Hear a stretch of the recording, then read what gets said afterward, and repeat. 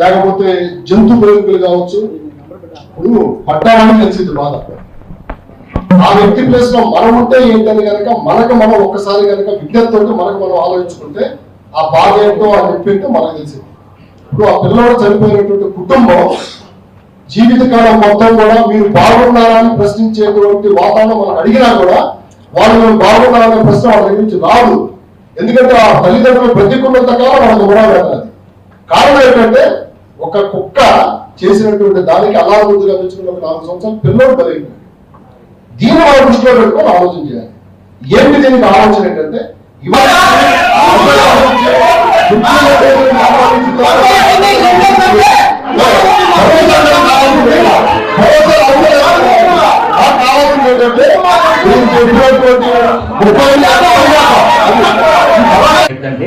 ఇక్కడ ఉన్న 57 మంది కార్పొరేటర్స్